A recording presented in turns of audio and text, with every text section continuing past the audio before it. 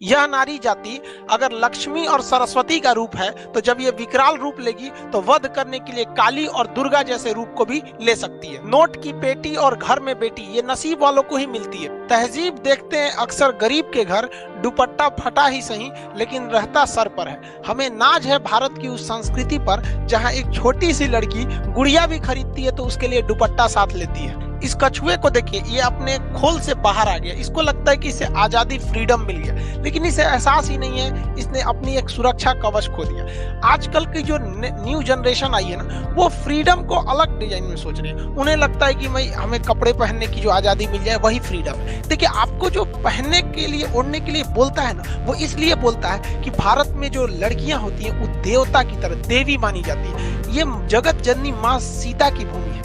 यहाँ लड़कियां पवित्र होती हैं और गीता की तरह पवित्र होती हैं। इसलिए लोग उन्हें कहते हैं कि तुम पवित्रता की चिन्ह हो, इसलिए अच्छे से रहो। आप देखिए, गीता या पुराण जैसे किताबों को इंसान ढक कर रखता है और मामूली अखबार और मैगजीन वगैरह को लोग कैसे भी फेंक देता है, उस पर जिल्द कवर नहीं लगाता है। इसलिए लोग बोलते हैं जो पवित्रता की साइन है। ये हमारी संस्कृति है। और वेस्टर्न कल्चर जो है, वहाँ लड़कियों को पवित्रता या देवी का रूप नहीं दिया जाता, इसलिए उनको जो पहनना है पहने, वो करें, वो आजादी है। तो ये हमारी संस्कृति है। और अगर आपको लगता है कि नहीं वेस्टर्न संस्कृति अच्छी है तो गलत है। दुनिया में सबसे बेहतरीन संस्कृति भारत की है, जो आदि से है और इसे कोई मिटा नहीं सका है। यूनान, मिस्र, रोमा सब लुट गए हैं जहां से, लेकिन मगर है बाकी नामो निशा हमारा।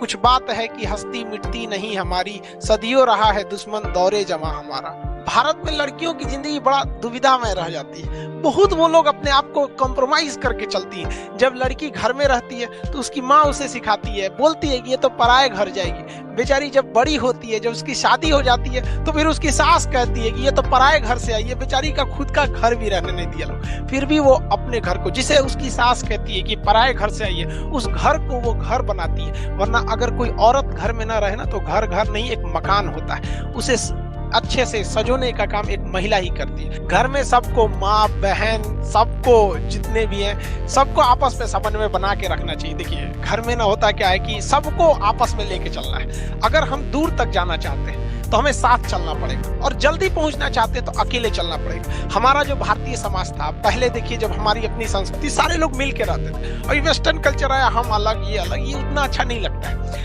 माँ बाप सबको, सास ससुर सबको मिल के रहना चाहिए। एक सास की जो उम्मीद होती है अपने बहू से, वो सोचती है कि मेरी बहू हमको मेरी बेटी की तरह प्यार करे, माने। तो ये एक सास का भी कर्तव्य बनता है कि वो अपनी बहू को बहू ना समझे, बेटी की तरह माने। रिश्ते दोनों ओर से निभाए जाते हैं। हाँ, थोड़ा कम बेस तो दोनों ओर से होगा, उसमें एडजस्ट करना चाहिए उसे, जो पढ़ा लिखा है, जो इसकी सोच समझ अच्छी है। क्योंकि रिश्ते निभाना है, थोड़ा कम बेस होती है। कोई अगर नहीं उतना बराबरी का प्यार दे रहा है तो आप ही कर दीजिए। रिश्ता निभाना है, कोई मुकाबला थोड़ी हो रहा है कि नहीं एकदम बराबरी में ही चलेंगे। देखिए, जो कमजोर इंसान होता है ना, वो बदला लेता है, और मजबूत इंसान जो होता है वो माफ कर देता है, लेकिन समझदार इंसान नजरअंदाज कर देता है। तो जिंदगी में बहुत सारी चीजें आती हैं जहां हमें दूसरों की गलतियों को नजरअंदाज करके चलना होता है, क्योंकि रिश्तों को समेट के चलना है। अब मेरा एम क्या है बेटा? मेरा एम है कि उस हर एक बच्चे तक एजुकेशन पहुंचाना, जो ये सोचता है कि मैं इस तरह की एजुकेशन के काबिल नहीं हूँ, हर एक बच्चे तक एजुकेशन पहुंचाना जो ये सोचता है कि मैं एजुकेशन के काबिल नहीं हूँ। उन लाखों बच्चों की जिंदगी सुधारना जो इस आस में बैठे हुए हैं कि एक दिन हमारी सरकारी नौकरी लगेगी और सबसे पहले हम अपने माँ बाप का सपना पूरा करेंगे। उस एक हर बच्चे के लिए मैं यहाँ पे खड़े होकर पढ़ाती हूँ, जिनके माँ बाप मजदूरी करते हैं और जिनका बच्चा ये सोचता है, लैंप में पढ़ते हुए, ट्यूबलाइट में नहीं, लैंप में पढ़ते हुए सोचता है कि जिस दिन मैं नौकरी पे लगूंगा उस दिन मैं अपने माँ बाप को नौकरी नहीं करने दूंगा, मजदूरी नहीं करने दूंगा। उस हर एक बच्चे के लिए रात को 9 बजे खड़ी रहती हूँ। अभी भी डॉक्टर हॉस्पिटल में एडमिट करने को तैयार है, मैं तो खुद भाग के आई हूँ हॉस्पिटल से कि भाई मेरे बस की नहीं है, मेरे बच्चे इतना इंतजार नहीं कर सकते मेरा।